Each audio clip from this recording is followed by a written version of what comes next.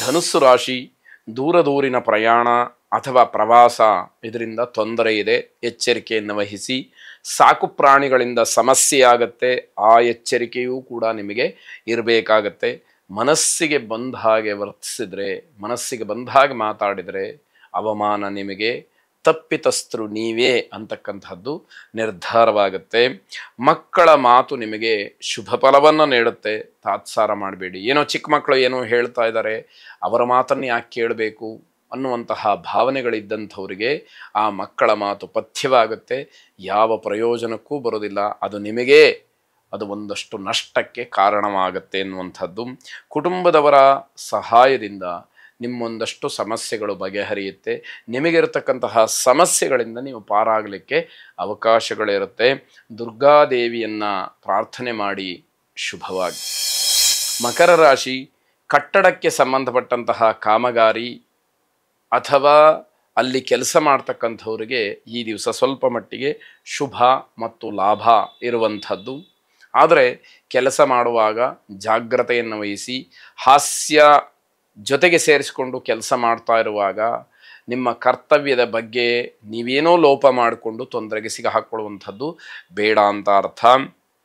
ಹೊಸ ಆಸ್ತಿಯನ್ನು ಖರೀದಿ ಮಾಡಬೇಕು ಅನ್ನುವಂತಹ ಆಲೋಚನೆಯಲ್ಲಿರ್ತೀರಿ, ಅದಕ್ಕೆ ಧನಾತ್ಮಕವಾದಂತಹ ಸೂಚನೆ ನಿಮಗೆ ಸಿಕ್ಕುವಂಥದ್ದಿದೆ.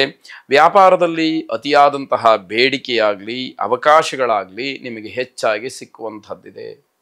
ಯಾವ ಒಂದು ವ್ಯವಹಾರವನ್ನು ನಡೆಸ್ತಾ ಇದ್ದೀರೋ ಅದಕ್ಕೆ ಪೂರಕವಾದಂತಹ ಅಪೇಕ್ಷೆಗಳು ಅಥವಾ ನಿರೀಕ್ಷೆಗಳು ನಿಮ್ಮಿಂದ ಸಮಾಜದಲ್ಲಿ ಬೇಕಾಗತ್ತೆ ಎನ್ನುವಂತಹ ಅರ್ಥ. ಜಾಹೀರಾತುದಾರರಿಗೆ ನಷ್ಟ ಅಥವಾ ಹಿನ್ನಡೆಯಾಗ್ತಕ್ಕಂಥದ್ದು, ಅಲ್ಲಿ ಏನೋ ತಪ್ಪೋ ಲೋಪದೋಷಗಳೋ ಕಂಡು ನಿಮ್ಮ ಪ್ರಯತ್ನ ಅಥವಾ ನೀವು ಮಾಡಿದಂತಹ ಕೆಲಸ ವ್ಯರ್ಥವಾಗ್ತಕ್ಕಂಥದ್ದಾಗತ್ತೆ. ಸಾಮಾಜಿಕವಾಗಿ ಮಾಧ್ಯಮದಲ್ಲಿ ನಿಮ್ಮನ್ನು ನೀವು ಗುರುತಿಸ್ಕೊಳ್ತಕ್ಕಂಥದ್ರಿಂದ ತೊಂದರೆಯಾಗತ್ತೆ. ಸಮಾಜದಲ್ಲೋ ಯಾವುದೋ ವೇದಿಕೆಯಲ್ಲೋ ಮಾಧ್ಯಮದಲ್ಲೋ ನಿಮ್ಮ ಹೆಸರು ಭಾವಚಿತ್ರವೋ ಬಂದು ನಿಮ್ಮನ್ನು ಗುರುತಿಸಿ ಅದರಿಂದ ನಿಮಗೆ ತೊಂದರೆಯಾಗ್ತಕ್ಕಂಥದ್ದಿದೆ. ಈಶ್ವರನನ್ನು ಪ್ರಾರ್ಥನೆ ಮಾಡಿ ಶುಭವಾಗಿ. ಕುಂಭರಾಶಿ, ಬಹಳ ಸಂತೋಷದಿಂದ ಈ ದಿವಸವನ್ನು ಕಳೀಬೇಕು ಅಂತ ಹೇಳಿ ಯೋಜನೆಗಳನ್ನು ಹಾಕ್ಕೊಳ್ತೀರಿ. ಆದರೆ ಎಷ್ಟರ ಮಟ್ಟಿಗೆ ಅದು ಫಲಕಾರಿಯಾಗತ್ತೆ ಅನ್ನುವಂಥದ್ದನ್ನು ಯೋಚನೆ ಮಾಡಿ. ನಿಮ್ಮೆಲ್ಲ ಕಾರ್ಯಕ್ರಮಗಳು ಕೂಡ ಗ್ರಹಗತಿಯ ದೃಷ್ಟಿಯಿಂದ ಅಸ್ತವ್ಯಸ್ತವಾಗುತ್ತೆ.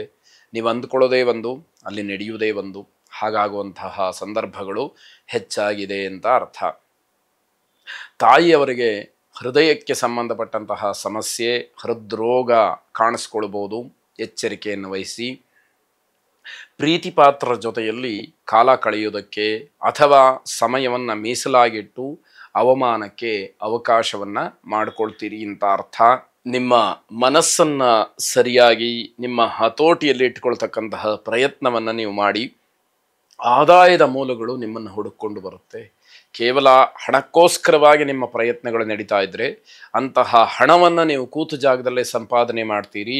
ಆದರೆ ಗೌರವಕ್ಕೆ ಧಕ್ಕೆ ಬಂದರೆ, ಅವಮಾನವಾದರೆ ಯಾವುದೇ ಕಾರಣಕ್ಕೂ ಕೂಡ ಅದನ್ನು ಸರಿದೂಗಿಸ್ಕೊಳ್ಳೋಕ್ಕೆ ನಿಮ್ಮ ಹತ್ರ ಸಾಧ್ಯ ಆಗದೇ ಇರತಕ್ಕಂಥದ್ದಾಗತ್ತೆ.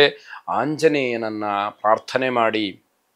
ಅಸಾಧ್ಯ ಸಾಧಕ ಸ್ವಾಮಿನ್ ಅಸಾಧ್ಯಂ ತವ ಕಿಂ ವದ, ರಾಮದೂತ ಕೃಪಾ ಸಿಂಧೋ ಮತ್ಕಾರ್ಯ ಸಾಧಯ ಪ್ರಭೋ ಎಂಬ ಪ್ರಾರ್ಥನೆ ನಿಮ್ಮದಾಗಿರಲಿ. ಶುಭವಾಗಿ.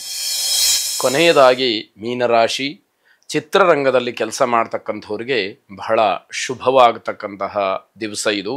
ನಿಮ್ಮ ಜೊತೆ ಕೆಲಸ ಮಾಡ್ತಕ್ಕಂಥವ್ರು ಮಾತ್ರ ಅನಾರೋಗ್ಯದಿಂದ ಪೀಡಿತರಾಗಿ ಜೀವನದ ಕೊನೆಯ ಹಂತವನ್ನು ತಲುಪಬಹುದು. ಅದು ನಿಮಗೆ ತುಂಬ ಬೇಸರವನ್ನು ಉಂಟು ಮಾಡುತ್ತೆ. ಆರೋಗ್ಯದಲ್ಲಿ ಬಹಳ ದೊಡ್ಡ ಸಮಸ್ಯೆಯನ್ನು ಅನುಭವಿಸ್ತಾರೆ ಎನ್ನುವಂಥದ್ದು. ನಿಮ್ಮ ಮನಸ್ಸಿಗೆ ತುಂಬ ತುಂಬ ಬೇಸರವಾಗ್ತಕ್ಕಂತಹ ದಿವಸ ಇದಾಗತ್ತೆ ಅಂತ ಹೇಳಬೇಕು. ಸಂಪಾದನೆಯೇ ನಿಮ್ಮ ಗುರಿ ಅನ್ನೋ ಭಾವನೆ ಇದ್ದವರಿಗೆ ಹಣ ಸಂಪಾದನೆ ಖಂಡಿತ ಆಗತ್ತೆ. ಆದರೆ ಪ್ರಾಮಾಣಿಕವಾಗಿ ಮನುಷ್ಯತ್ವವನ್ನು ಇಟ್ಟುಕೊಂಡು ವರ್ತಿಸಬೇಕು ಅನ್ನುವಂಥದ್ದು ಕಳಕಳಿಯಾಗಿರುತ್ತೆ. ಏನೂ ಕೆಲಸ ಇಲ್ಲ, ಆದರೆ ಒಂದು ಕ್ಷಣವೂ ಪುರುಸುತ್ತಿಲ್ಲ ಅನ್ನುವಂತಹ ರೀತಿಯಲ್ಲಿ ನಿಮ್ಮ ವರ್ತನೆಗಳು ಇರುತ್ತೆ ಅಂತ ಹೇಳಬೇಕು. ಮಾನಸಿಕವಾದಂತಹ ವಿರಾಮದಿಂದ ಎಲ್ಲವೂ ಸರಿಯಾಗುತ್ತೆ. ಮನಸ್ಸಿನಲ್ಲಿ ಮೊದಲು ಭದ್ರತೆ ಬೇಕು, ದೃಢತೆ ಬೇಕು, ಮನಸ್ಸಿಗೆ ಸಮಾಧಾನ ಬೇಕು. ಆ ರೀತಿಯ ಸಮಾಧಾನ ಇದ್ದರೆ ಏನನ್ನು ಬೇಕಾದರೂ ಕೂಡ ಸಾಧಿಸಬಹುದು ಅನ್ನುವಂಥದ್ದು ಮುಖ್ಯವಾಗುತ್ತೆ. ಮಹಾವಿಷ್ಣುವನ್ನು ಪ್ರಾರ್ಥನೆ ಮಾಡಿ. ಶುಭವಾಗಿ.